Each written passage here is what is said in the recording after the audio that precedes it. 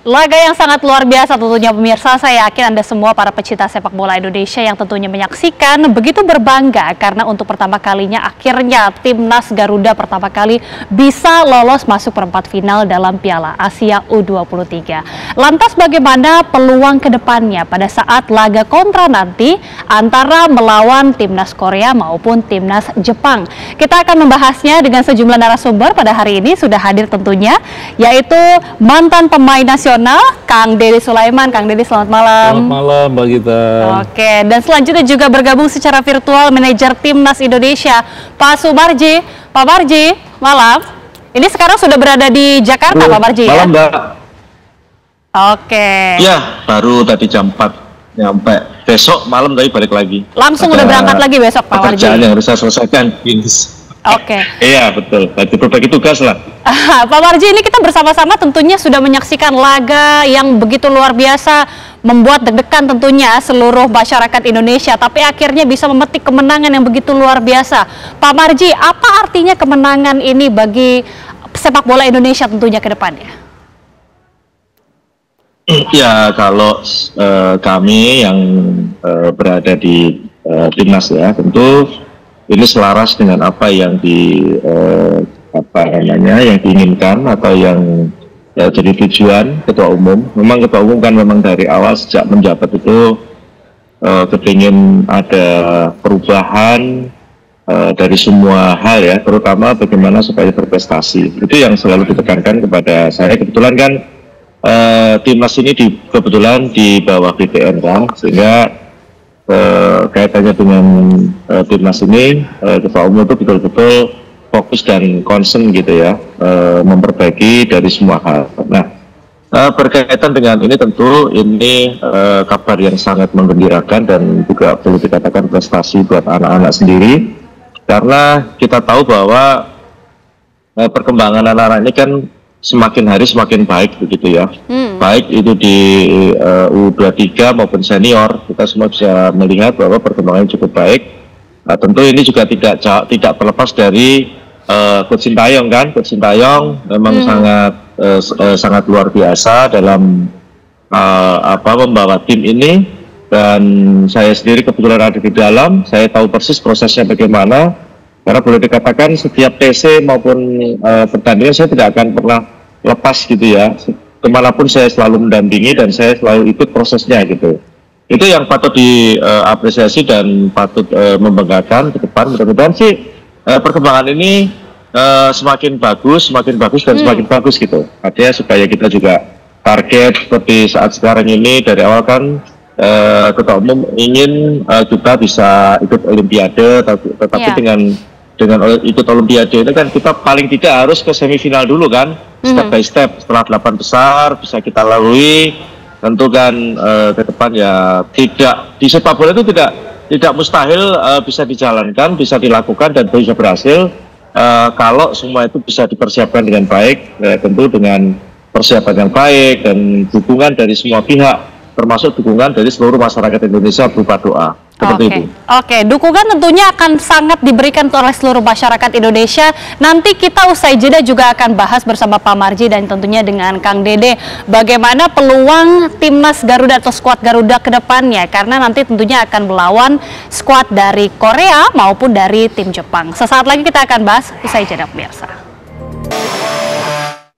Kalau tadi kita sudah mendengar bagaimana tanggapan langsung dari Pak Marji, kita sekarang ke Kang Dede. Kang Dede ini kan sebagai mantan pemain nasional tentunya ya, melihat laga yang ditunjukkan performa yang luar biasa dari skuad kita pada saat kontra Australia, kemudian pada saat menggilas Jordania juga, ini kan luar biasa Kang. Artinya apalagi ada pemain-pemain kita 4 gol tercipta ini dicetak langsung oleh pemain lokal kita. Bagaimana evaluasi sejauh ini lihatnya? Mbak Gita, jadi kalau kita lihat dari 3 pertandingan, yaitu melawan Qatar, melawan Australia, dan terakhir melawan Jordania. Dari 3 pertandingan itu, yang kita lihat adalah yang saya amati bahwa ada visi misi cara bermainnya pemain-pemain itu sangat baik sekali. Performanya terus meningkat terus. Yang pertama adalah visi misinya pemain-pemain itu adalah bahwa dia tidak ingin melakukan kesalahan sekecil apapun. Itu kita lihat seperti itu. Lantas yang kedua, mental anak-anak itu sudah mulai baik. Ya, di situ dia ingin menunjukkan yang terbaik di dalam permainan, yaitu baik untuk dirinya, baik untuk timnya, dan baik untuk negara dan bangsanya. Itu yang paling penting itu. Yang akhirnya di situ anak-anak itu jadi pemain belakangnya itu adalah punya tekad dia. Jangan sampai mudah kegolan. Ya, dia bertekadnya seperti itu. Visi misinya hampir sama itu. Lantas yang kedua, untuk pemain tengahnya, pemain gelandangnya, dia punya prinsip. Prinsipnya apa dia? Sebaik-baiknya, seenak-enaknya untuk memberikan bola ke pemain-pemain depan. Nah, sekarang tinggal pemain depannya nih. Pemain depan itu harus berjuang. Karena berjuang dia untuk bagaimana mengobrak-abrik, menerobos untuk bisa menciptakan gol. Contohnya waktu lawan Jordania, dia bisa 4 gol kita, kan seperti itu. Akhirnya memang ya prestasi anak-anak ini sekarang mulai meningkat seperti itu. Oke, mental ini juga menjadi kunci yang juga tentunya harus kita waspadai adalah laga yang selanjutnya. Karena ini kan antara, kita masih lihat ya, apakah antara melawan Korea ataupun melawan Jepang. Kang Dede sendiri bagaimana mengamati dari kedua negara ini? Mungkin salah satunya nanti akan menjadi lawan dari skuad kita. Baik dari Jepang maupun dari Korea sendiri. Apalagi pelatih Shin Tae-yong ini kan sebenarnya dari Korea juga ini kan. Iya. Jadi begini, Korea dengan Jepang memang levelnya memang sudah di atas dia, di atas Indonesia. Tetapi kalau kita lihat penampilan anak 3 pertandingan itu, saya rasa anak-anak itu tidak perlu takut. Karena memang bermainnya sudah baik anak-anak ini. Memang mental itu yang utama. Jadi jangan melihat Jepangnya, jangan melihat Koreanya. Yang penting anak-anak itu punya mental bertanding, kerja keras, punya kualitas sebetulnya anak-anak ini bisa bermain dengan baik. Jadi jangan kalah sebelum bertanding. Jangan kalah sebelum bertanding. Iya, begitu Mbak Gita. Oke, Pak Marji, ini kan tentunya dari tim analisis tentunya sudah mengamati bagaimana kekuatan dan juga kelebihan dari lawan kita antara dua negara itu yang nanti akan menjadi lawan Jepang dan juga Korea. Kalau boleh tahu dari pelatih Shin Tae-yong sendiri sebenarnya lebih mengeker untuk memilih melawan yang mana? Jepang atau Korea ini?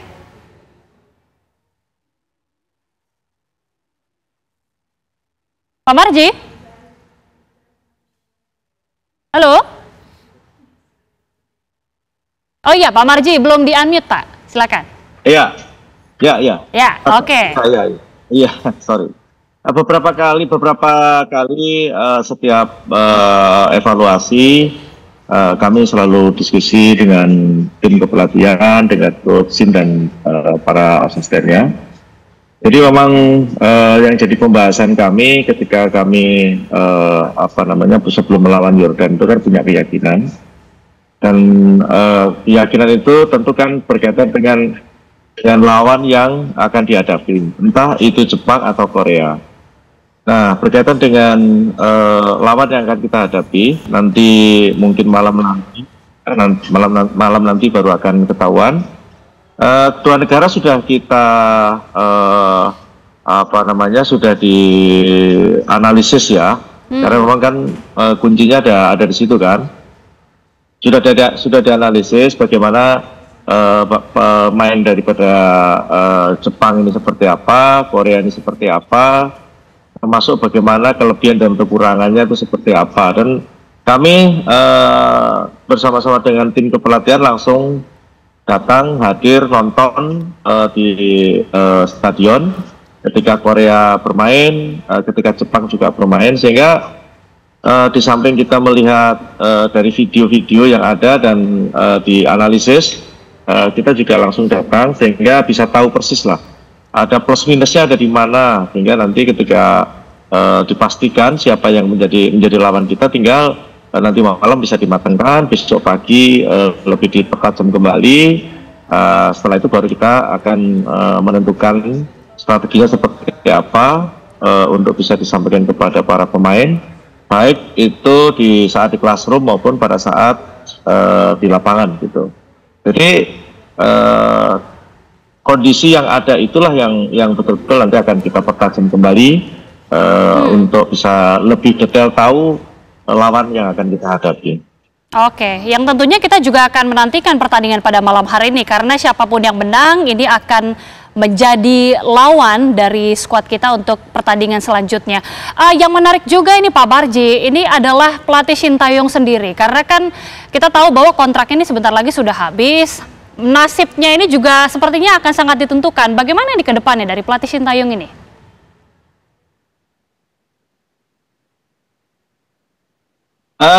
Kan sudah beberapa media sudah memberitakan berkaitan dengan kelanjutan kontrak Sintayong dengan timnas.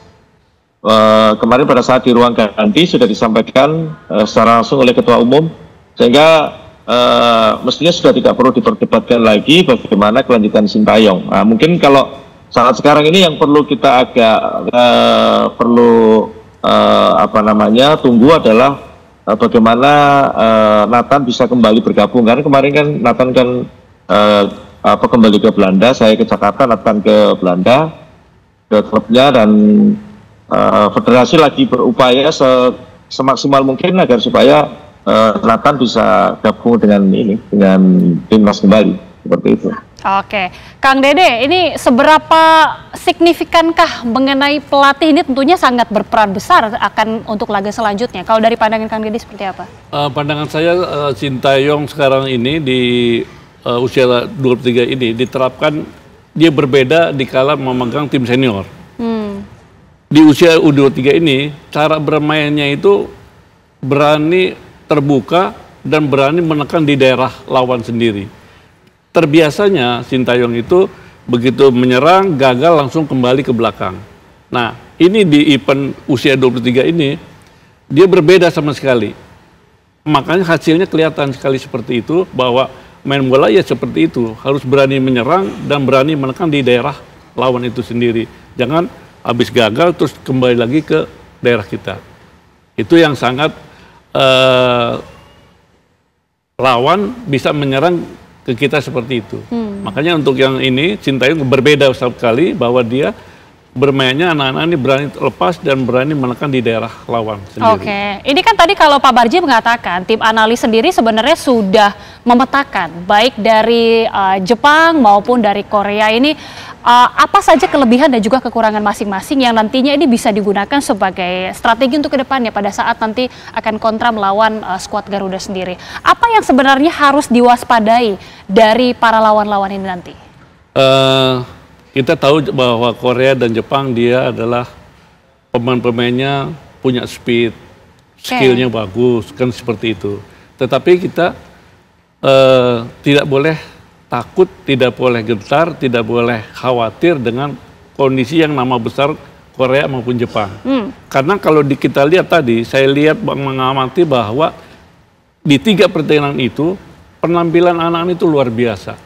Terutama pemain-pemain yang lokal itu sendiri, mulai dari penjaga gawang, ada Adi, lantas di belakang ada Ferrari dengan Ricky Ridho, lantas di tengah ada Marcelino, ada Witan di depan, ada bisa dimainkan juga ada Komang, kan seperti itu. Sangat baik sekali pemain-pemain lokal kita. Jadi sebetulnya kita tidak perlu takut atas nama besar Korea dan Jepang. Ya. Seperti itu. Oke, nanti kita juga akan tanyakan bagaimana sebenarnya strategi langsung untuk menghadapi tentunya para wakil dari Asia Timur ini usai jeda pemirsa, saat lagi kami kembali. Dari informasi tadi pemirsa, kita akan kembali berbincang bersama dengan Kang Dede Sulaiman dan juga dengan Pak Barji. Saya kembali dulu ke Kang Dede. Kang Dede, kalau tadi mengevaluasi dari Korea Selatan dan juga dari Jepang ya, kekuatan dari masing-masing. Kembali lagi, Sintayong ini kan adalah asalnya dari Korea Selatan. Ini apakah mungkin akan menjadi keunggulan kah atau ada kelebihan, mungkin bisa memantau langsung kekuatan dari Korea misalnya?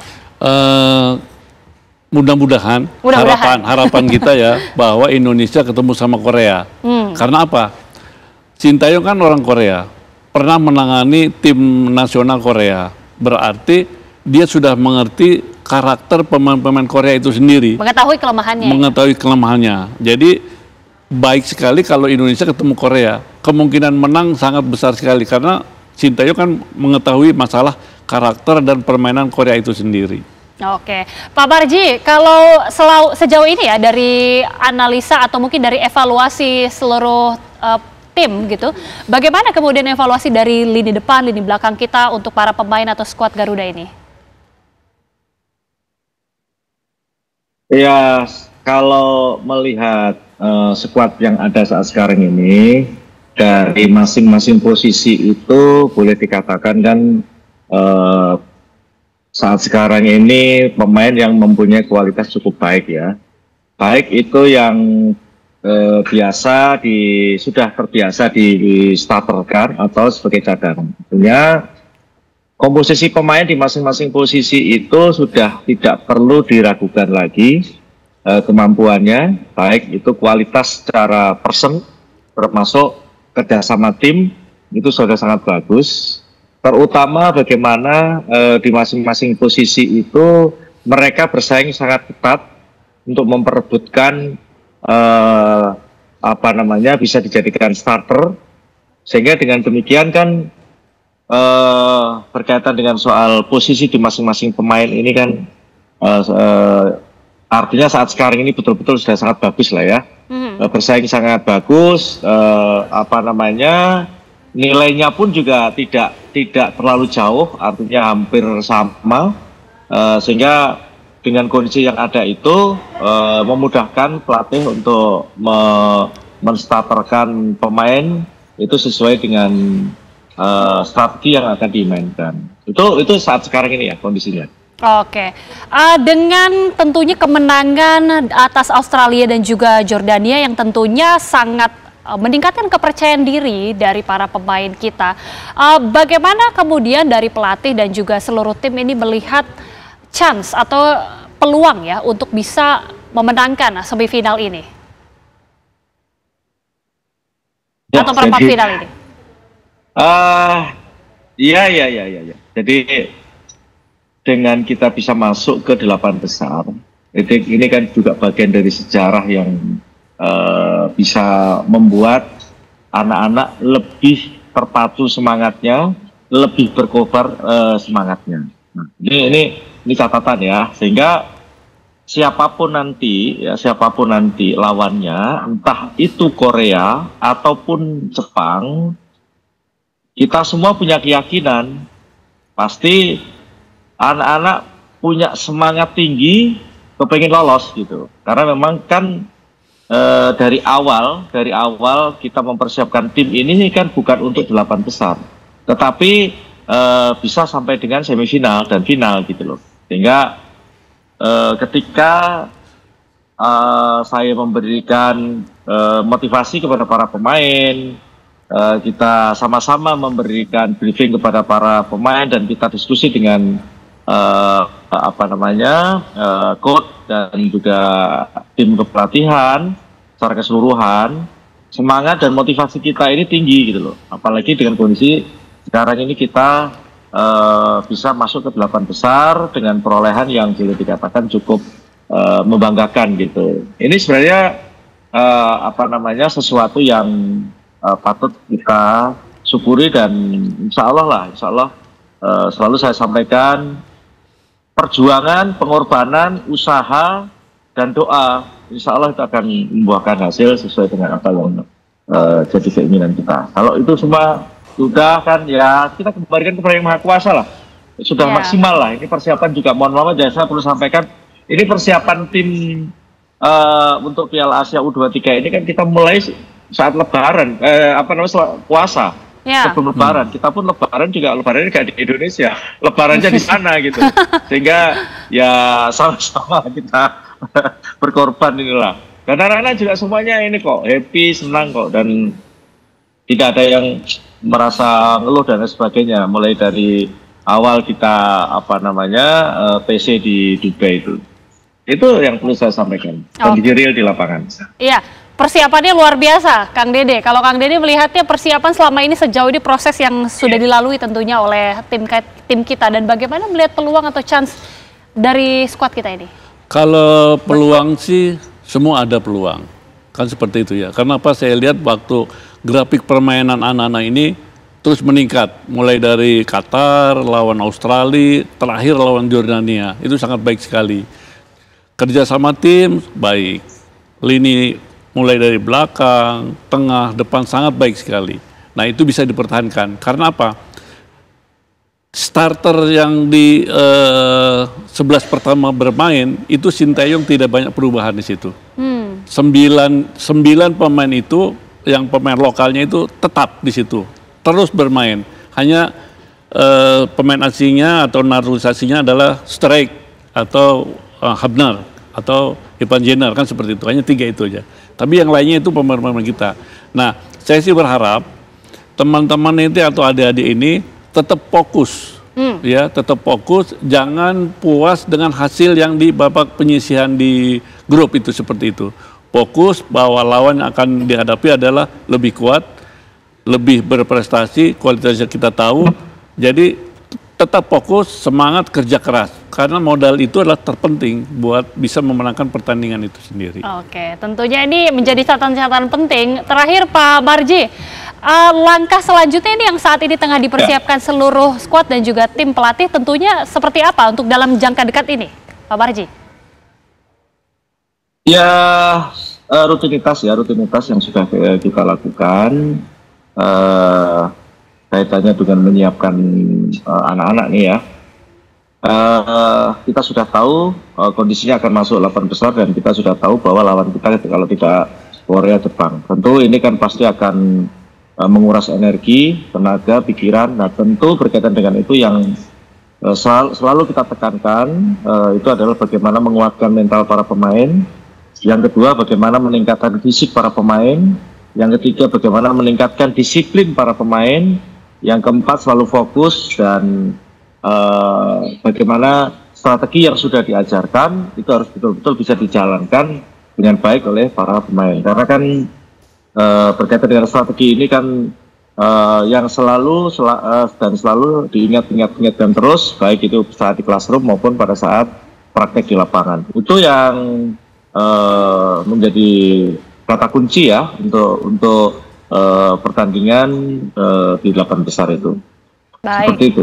Baik, kita tentunya akan tunggu ya siapa yang akan menjadi lawan dari Timnas Garuda, dan tentunya doa kita semua supaya semua proses ini bisa berjalan dengan lancar dan juga pelatih kita atau pemain-pemain kita ini juga tentunya tetap terjaga terus mentalitasnya. Terima kasih sekali lagi Pak Sumarji, terima kasih juga Kang Deddy Sulaiman sudah bergabung bersama kami di Apa Kabar Indonesia Malam. Ya, dan pemirsa, ini juga menjadi akhir dan juga penutup di Apa Kabar Indonesia Malam kita pada malam hari ini.